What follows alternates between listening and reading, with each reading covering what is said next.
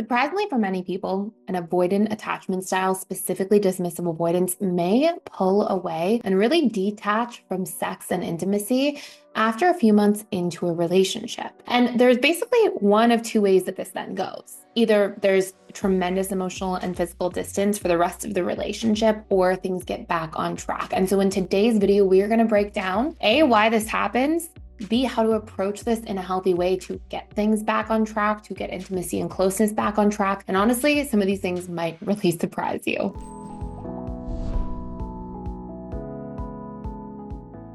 So first and foremost, it often becomes a theme for a lot of people, whether they're in a situationship, a romantic relationship, where they'll be dating a dismissive avoidant, and the first 6 months or so will be totally normal. And then around the 6 month mark, sometimes all the way up to like the year and a half mark, the dismissive avoidant will start to shut down and kind of pull back. Usually it first happens emotionally, and then over time, it can actually begin to happen more and more to the point where it's literally bleeding into the person's sex life. And it's actually changing the dynamic around intimacy as a whole.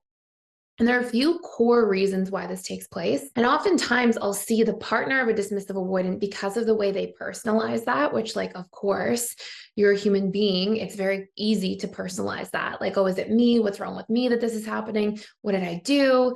And we'll see a lot of these different circumstances play out.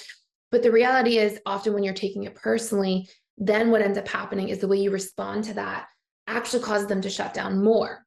Now, this is not on the person being shut down from, right? It's not the person's responsibility to fix or change this, but I find that it's really helpful for these individuals to have context for why this is happening. And then you can initiate a conversation or a different way of operating in a relationship to see if that person also wants to transform with you and to do the work in the relationship with you. And either they will, and they'll show up and you'll become more securely attached together as a result, or they won't. And this is why we also want to set a deadline around these things, right? So if you're not getting your needs met, whether it's sexually, emotionally, in many different ways in a relationship, you want to set a deadline. You want to be like, okay, I'm really going to pour my heart into this for X amount of time, for 2 months, 3 months, 6 weeks. I mean, it depends on a lot of different factors. Are you married? That brings a whole different topic of conversation. Are you dating for a year, 2 years? Or have you been together for 6 weeks? There's going to be a different sort of timeline or deadline we want to put around how long we pour into a relationship for. But if you don't see the needle move and you don't see transformation happen at the end of that deadline period, then you may want to reconsider whether it's the right relationship for you. So when it comes to sex for dismissive avoidants tend to, when they're, and we talk about this all the time on this channel, but we talk about how dismissive avoidants operate in their feelings minus their fears. So you'll generally see that they're in their romantic feelings for somebody until these fears come up. Now, because we take our parent relationships as children, and at a subconscious level, the way we were treated there, we expect to be treated as adults, because essentially what happens is our parents are our primary attachment figures as children, and then we replace our primary attachment figures psychologically with our romantic partners as adults, because it's the person we're the most vulnerable to and open up the most around, etc. And so what happens is, if as children, we didn't feel safe being ourselves, we didn't feel safe being seen, we didn't feel safe, communicating or hashing out conflict, if we felt criticized or really sensitive to criticism, if we didn't feel like we were being built up enough, and we felt instead that we were sort of being neglected or torn down more frequently, then as a child, you are going to be programmed to feel that that's on the horizon when you become an adult and invest in relationships romantically. So the first few months before you actually build an attachment, these things don't apply in the same way. You're just in your feelings. There's not much to fear yet.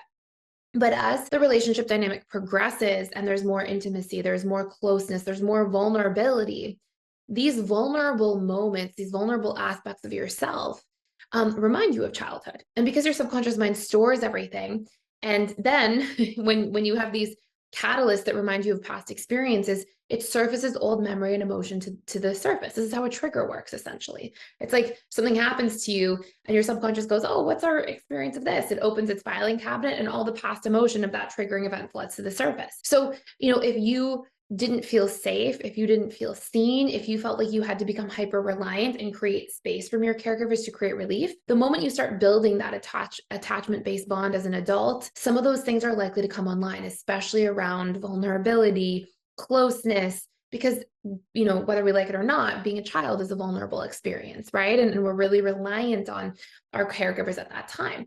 So even though it's a totally different experience, even though we're now talking about sex as an adult, and obviously not talking about that in the childhood context, it doesn't mean that those same core triggers won't be there, that when we feel vulnerable, we might feel unsafe, we might feel afraid. And what you'll see is when DAs feel afraid, when they feel criticized, they self-soothe and they cope with that by pulling away and creating distance. And, it's a known thing that dismissive avoidants will minimize their attachment needs as a form of self-preservation or self-protection. And so this doesn't just happen emotionally, this happens around sex and intimacy. And usually you'll see it sort of drip out. It starts with like the emotional components, and then there might be like the physical space components, like creating more space. And then over time, DAs will end up pulling away more and more until the point it often bleeds into people's sex lives. Now, there's a lot more about this to be said. That's the first major theme. The next major theme that I think is really important to recognize is that dismissive avoidants are not in their bodies very much. They're not like present in their physical experience a lot of the time. Dismissive avoidants are very intellectual. They're very up here. And oftentimes they're actually mildly dissociated, mildly disconnected from their bodies, from even knowing what they feel, from experiencing sensations in their bodies.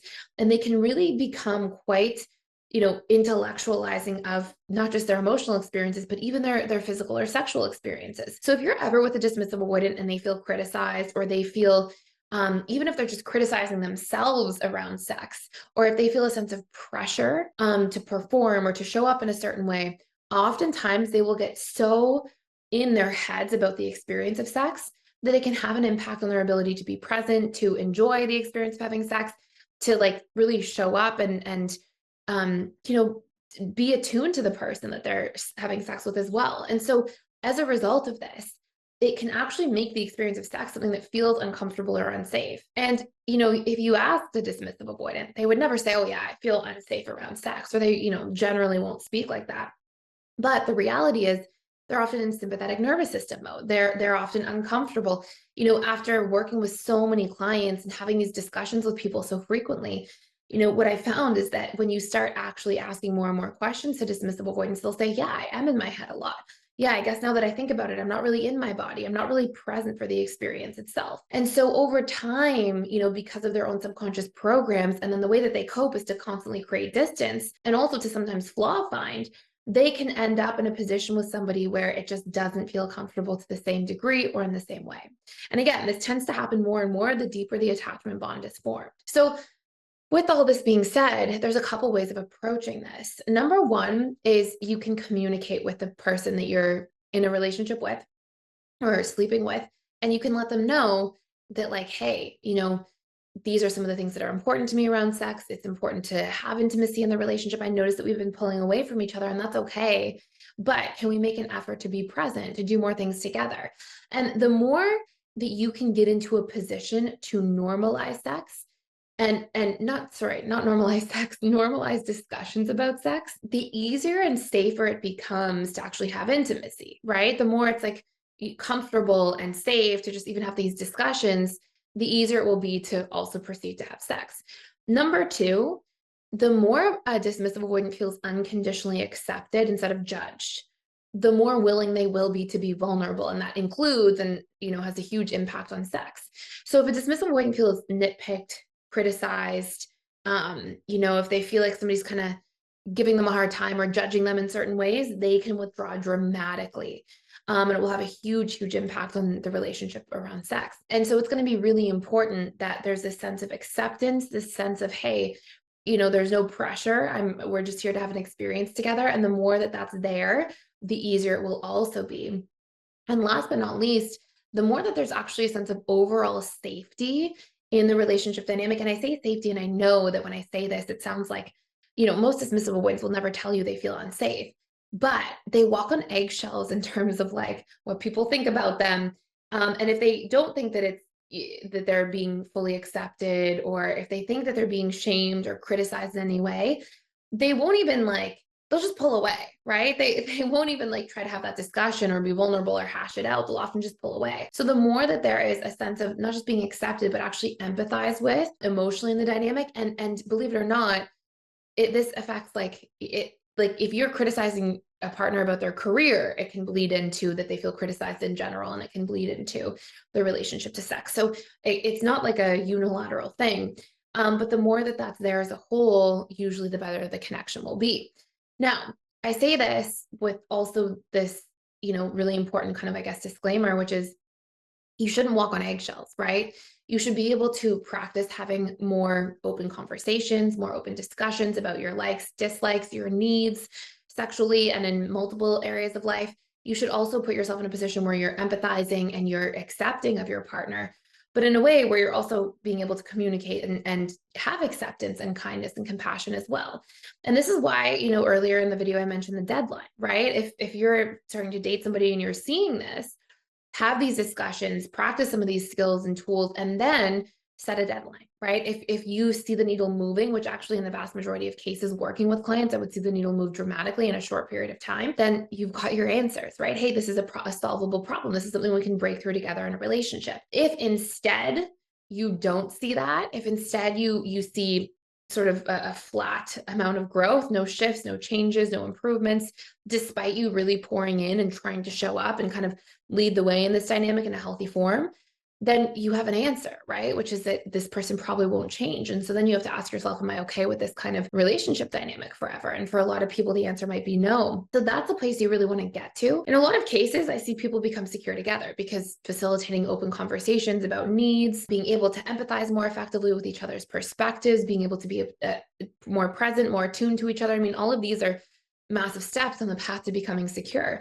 But it could also go the opposite direction, but at least right? At least you're getting to the bottom of these things and gathering this information, and you can decide what to do next. So I hope this shed some light on, the sort of intimacy, sexual shutdown that can happen a lot of times for dismissive avoidance in relationships. Okay, so I want to share something super exciting with you, which is that we are doing a full 7-day free trial to PDS, but also along with that, if you sign up for the trial, you can even cancel before day 7, and you get free access for life. In other words, you get to keep our attachment styles and sex course. This course goes into all the patterns and themes around each attachment style and intimacy, their fears, their triggers, what's important to them, what they're looking for. And this is more than a $200 value you get to keep for free for life just by checking out our 7-day free trial. Check out the link below if you don't want to miss it. We are only doing this for this month and this month only. That's it for today. I hope you enjoyed, and thank you so much for watching. If you're enjoying this channel, please like, share, and subscribe, and I can't wait to see you in tomorrow's video.